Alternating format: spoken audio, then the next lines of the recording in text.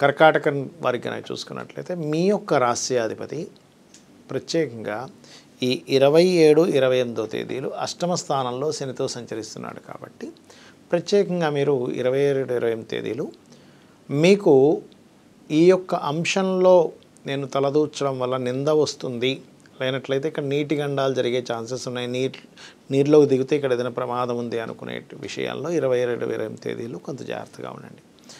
అలాగే మరొక విషయం ఏంటంటే ఇక్కడ గమనించుకున్నట్లయితే వాహనాల మూలంగా లేదా కన్స్ట్రక్షన్స్ మూలంగా ఏదైనా కళారంగ సంబంధించిన వాటి మూలంగా ధనయోగం మీకు కలగనుంది. కాకపోతే 3వ స్థానంలో కేతు ఉన్నందుకు ఎవరితోనైనా మీరు లావాదేవీలకు సంబంధించింది ఏదైనా కొత్తగా మీరు అగ్రిమెంట్స్ రాసుకునేటువంటి విషయాల్లో ప్రత్యేకంగా బుధ మంగళవారాలు అవాయిడ్ చేయండి కర్కాటకం వారు.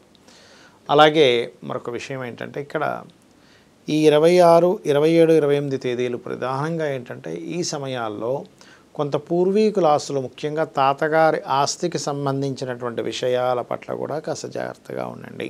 సంతానం కోసం చేసే ప్రయత్నం కూడా ఫలిస్తుంది, సంతానాన్ని విదేశాలకు పంపించాలనేటువంటి ప్రయత్నం కూడా కొంతవరకు ఫలిస్తుందని చెప్పుకోవచ్చు.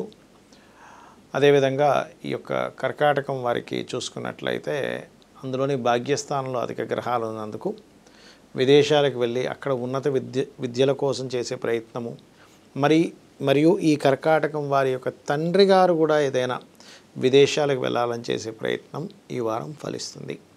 మీరు ఎక్కువగా స్కందుని ఎక్కువగా ఆరాధించండి. ఎంత స్కందుని యొక్క ఆరాధన చేయడము, గోవులకి గ్రాసము క్యారెట్స్ ఎంత చక్కగా తినిపిస్తుంటే మీకు పనులన్నీ కాస్త ముందుకు కదులుతుంటాయి. 3వ స్థానంలోకి ఏదో తెలియని ఆటంకాలు ఆగుతూ ఉంటాయి. ఈ గోవులకి అందులో ముఖ్యంగా దేశీవాలి గోవు కనుక తినిపిస్తూ నవగ్రహాల్లో కుజ కేతు గ్రహాల దగ్గర కనుక దీపారాధన కనుక చేసినట్లయితే అన్ని విధాలా మీకు బాగుంటుంది.